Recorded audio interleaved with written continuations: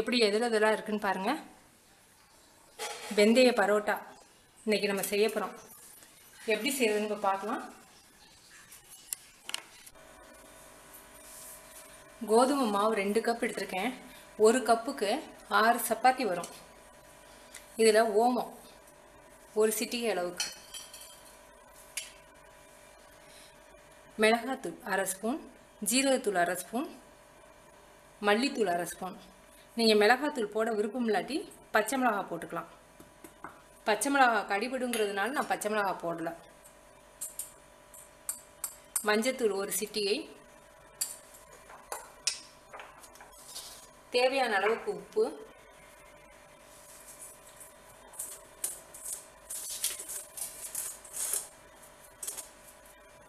வெந்தய கீரை 2 கைப்பிடி போடுங்க.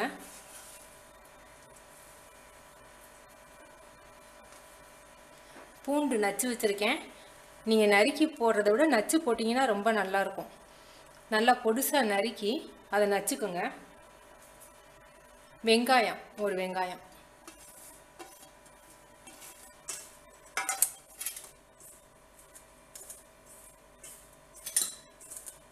இதில் தயிர் 1 ஸ்பூன் சேர்க்க போகிறேன். தயிர் சேர்க்கறதுக்கு காரணம் ஒன்று சாஃப்டாக இருக்கும், இன்னொன்று அந்த வெந்தயக்கீரையுடைய கசப்பை கொஞ்சம் குறைச்சிரும். உங்களுக்கு தயிர் சேர்க்க விருப்பம் இல்லாட்டி அமச்சூர் பவுடர், அதாவது மாங்காய் பவுடர், அதை சேர்த்துக்கலாம் 1 ஸ்பூன்.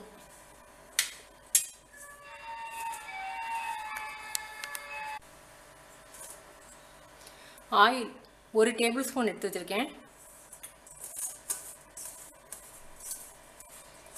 தண்ணி கொஞ்சம் கொஞ்சமாக ஊற்றி நல்லா சாஃப்டாக பிசைஞ்சுக்குங்க.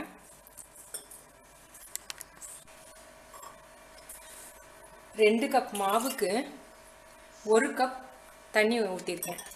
எவ்வளோ சாஃப்டாக இருக்குன்னு பாருங்கள். இது காஞ்சி போகாமல் இருக்கிறதுக்காக மேலாக கொஞ்சம் எண்ணெயை அப்ளை பண்ணிடுவோம்.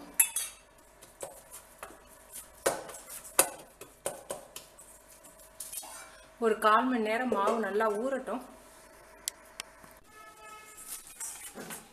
மாவு எவ்வளோ சாஃப்டாக இருக்குன்னு பாருங்கள். இப்போ நம்ம தேய்க்கலாம்.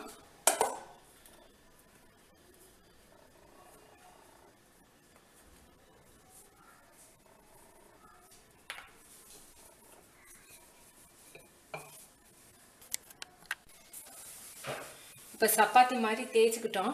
தேய்ச்சிக்கின பிறகு லேசாக கையில் ஆயில் ஊற்றி மேலே அப்ளை பண்ணிக்கோங்க. நம்ம கட் பண்ணும்போது ஒட்டக்கூடாது.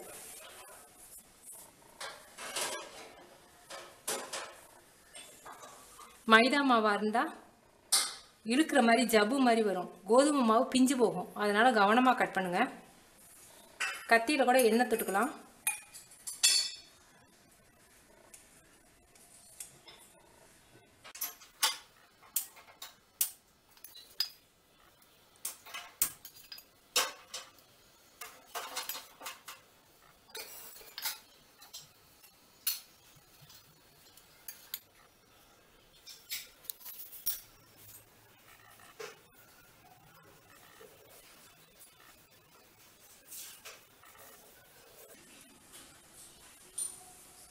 இந்த மாதிரி எல்லாத்தையும் செஞ்சுக்கிட்டுருவோம்.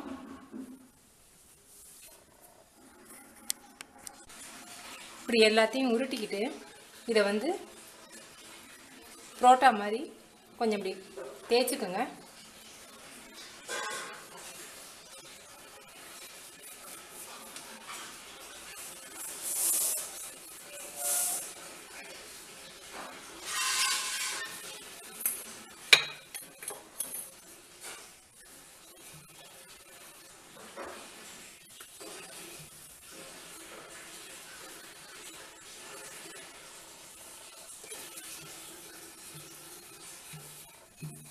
ரொம்ப சாஃப்டாக ரொம்ப நல்லாயிருக்கும். இப்போ நம்ம இதை தோசைக்கல்ல போட்டு நம்ம திருப்பி விடலாம்.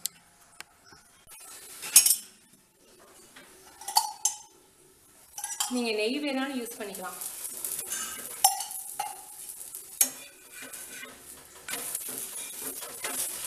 ரெண்டு பக்கம் நல்லா வேகட்டும்.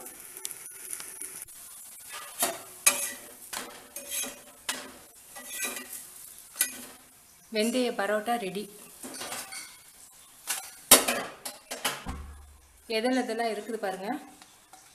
ரொம்ப சாஃப்டாக இருக்கும், ரொம்ப நல்லாவும் இருக்கும். நீங்கள் செஞ்சு பார்த்துட்டு உங்கள் கமெண்ட்ஸ் எனக்கு சொல்லுங்கள். தேங்க்யூ.